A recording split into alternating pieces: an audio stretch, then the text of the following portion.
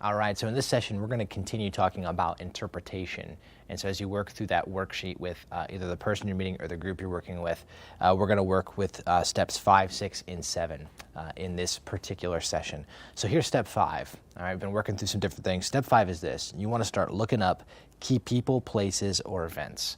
Right? And so you might remember back when we were talking about observation, we had you identify some of the major who, what, when, where, why, and how questions. And now's the time that we want to start looking up people, places, events, things. And probably the best way to do that is through Bible dictionaries. Bible dictionaries are a great resource for you to do that.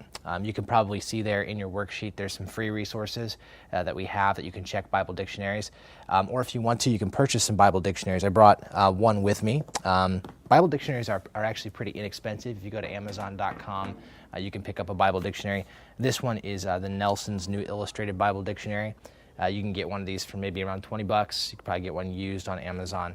But basically, a Bible dictionary works a lot like a regular dictionary.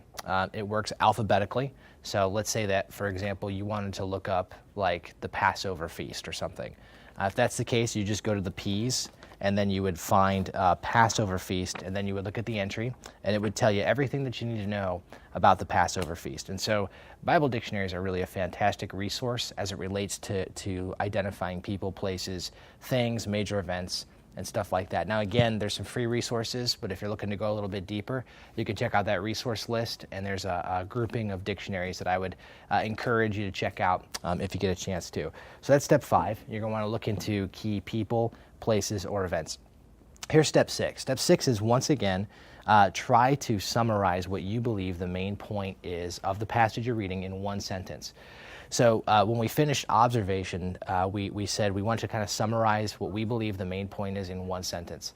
Now, after you've done a lot of studying, and you've done word studies, and you've gone to Bible dictionaries, and you've kind of checked out context, I would say now's the time that you want to try to summarize in one sentence what you believe now the point is of the passage that you're reading. So do that again. Now again, I can't emphasize how important that is. There's something that is so, that helps you understand a passage by putting it in your own words. So try to summarize that. So step 5 is look up key people, places, events. Step 6 is try to summarize in your own words, in one sentence, what you believe it's about. And then finally, the last step of interpretation, and it should be last, is to check commentaries. All right, so check out some commentaries. What is a commentary? Well, let me just give you a real quick definition. A commentary is basically a scholar, a pastor, or a teacher who has already went through the process of studying the Bible. So they've already done word studies. They've already checked the context. They've already looked into the historical context. And now they're giving you the results of their study. Okay, so commentaries need to be seen last. You need to go to those last because you're looking at the results of another person's study. I would encourage you, if you're checking out commentaries, to check out at least 3. That resource page that we have for you, and also on the interpretation worksheet that you have, there's some free resources where you can get free commentaries, and those are pretty good commentaries.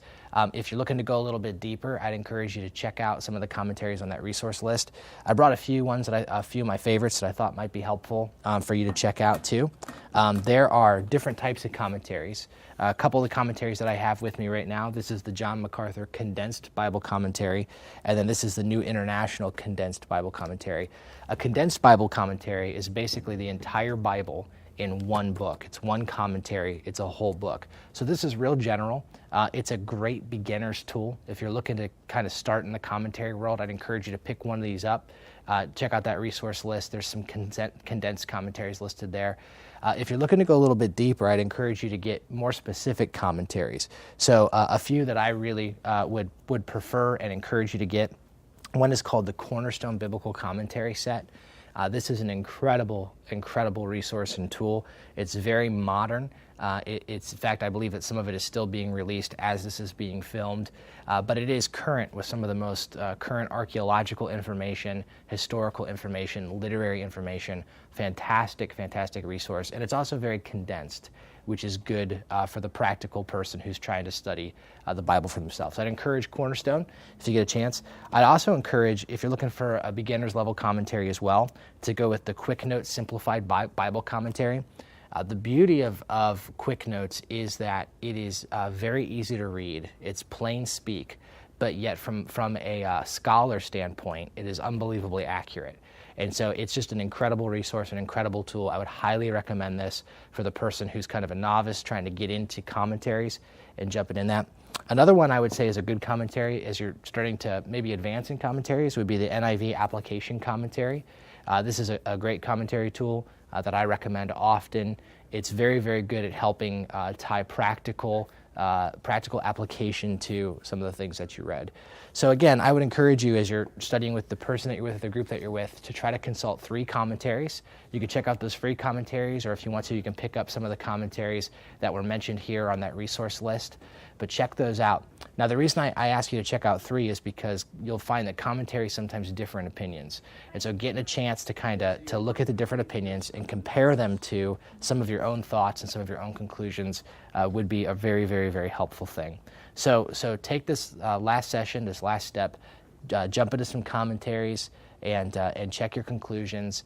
And then once you're done with that, I would once again try to write down in one sentence what you believe the main point is. Okay, so that's interpretation. So there's observation, there's interpretation. The final session is going to be on application, and we're going to jump into that in the next session.